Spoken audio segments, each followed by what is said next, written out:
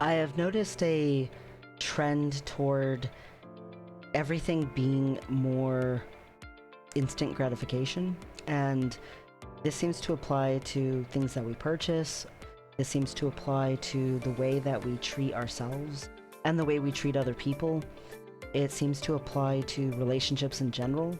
It's almost like somehow, at least in the United States, that we've gained a more corporate mindset as individuals. As people, we used to be very community driven, and we've become more and more individualized, and we've become more and more unwilling to be patient. There's a massive shift that feels like it's been going on around me for a little bit, and it just seems to be getting more and more pronounced, where we are treating everything more and more corporate. And for example, I'm gonna go with dating. On dating apps, it's almost like it's designed that people are a product, and you're looking at them almost like you would when you're shopping online for an object.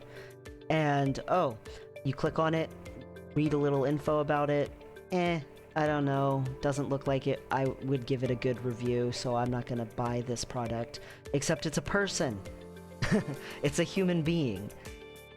We keep judging things as if everything's a commercial.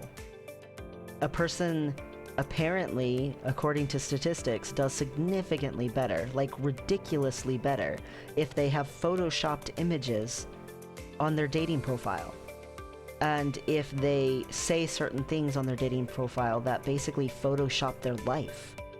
And you can't represent a real human being anymore. You can't be an honest or open person because certain things are what's being looked for. To a certain degree, some of it has to do with raising standards, and the rest of it is honestly just trying to make everyone look and be the same. If you get used to a certain degree of everyone looks like this or everyone acts like this, then there's not room for people to be individual or creative or themselves.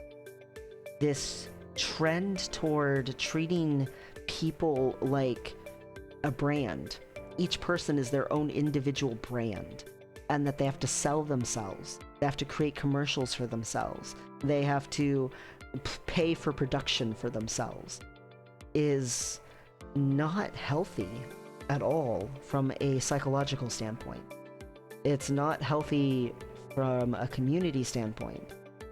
It's a very business mindset, and business mindset should not be applied to human beings. People are not products. Also, there's this very quick dismissal of people. Oh, well, I have this checklist of things that are required for me to put up with someone or to even consider someone. And the checklist is often quite superficial. It's based on how great is this product? How does it look? How do I think I'm going to use it? What can it do for me? It's not a healthy human concept. In actuality, people are people. They're not black and white. They're very, very filled with depth and layers. And so viewing it this way means that you're cutting yourself off from real relationships. And there's a strong sense of non-committal. There's no reason for you to commit to something that might not be a good product. You're just going to return it. You're just going to send it back. It's not great. It's not good enough. Whatever. Oh, it's got a defect. Well, whatever. I'm just going to return it. Except it's a human being. There's a massive shift toward ghosting because it's uncomfortable to have a conversation explaining to someone why you're not interested in them. And part of why that is because it's just uncomfortable to reject someone. It is. It's hard to deal with their disappointment. That's a painful thing. But also part of it is Do you really want to explain to someone that the reason you don't want them is something so superficial as, hey, you know what? The way that you groom yourself in this one particular area, I'm not interested in. You're too fat, you're too skinny, you're too tall, you're too short. Superficial. Very not important to a long-term relationship in any way, shape, or form.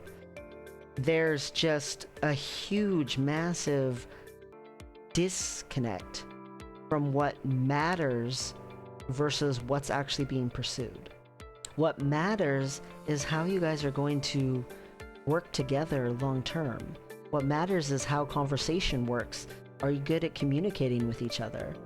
Do you have similar morals, similar goals, similar things you want for the future in life that you could help each other and you could be a team together toward? Do you have similar interests with each other, at least a couple? Are circumstances applicable where you could end up together? And do you want to have any sexual chemistry? Like, those are the things that are actually important, and they're not the things that are being pursued. Now, you could say some of the superficial stuff has to do with sexual chemistry, and that can be true. There can be a certain degree of physical attribute that just is a turnoff. But in reality, that should be not that many things. If someone can connect with you on a deeply emotional level and on an intellectual level, on a moral level, on a future-seeking level, on a compatibility that, yeah, if you live together, you're not going to make each other crazy level, then that often fosters the ability to have sexual intimacy. And there is a massive difference between intimacy and a quick lay. And I don't usually talk about this subject, but I just see it everywhere. And as someone who watches finances, who watches capitalism, who watches corporate America, I see it infiltrating into humanity. If you are looking for someone and you think their worth is based on how much they earn a year, you are being superficial. How much they earn a year is not indicative to how they budget or how much they put into investment or retirement. I've met people who make six-figure incomes and live paycheck to paycheck. I have met people who make less than $20,000 a year and actually have investment accounts.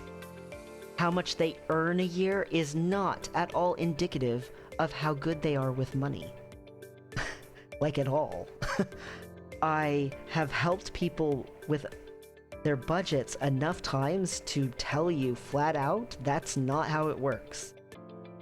If you are judging someone's worth by what you think is a set standard of attractiveness when the majority of human beings don't look like photoshopped pictures, you're not living in reality. And reality is always going to be a disappointment to you. And every person you're with is going to feel like they weren't good enough, that they never could do anything right. If you are someone and you are insistent that they have to have like really superficial qualities, please recognize that the reason you're doing that is because you've fallen into commercialism.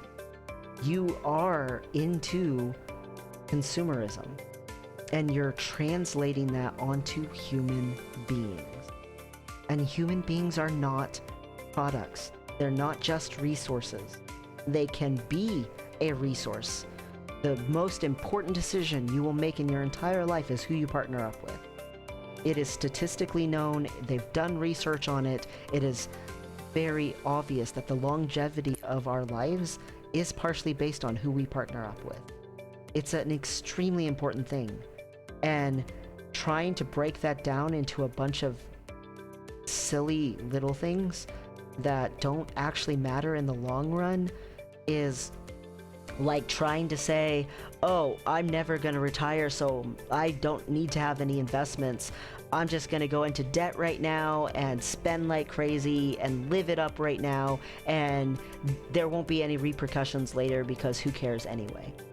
You're not going to get a long and prosperous life that way, and you're not going to get a long and contented relationship that way.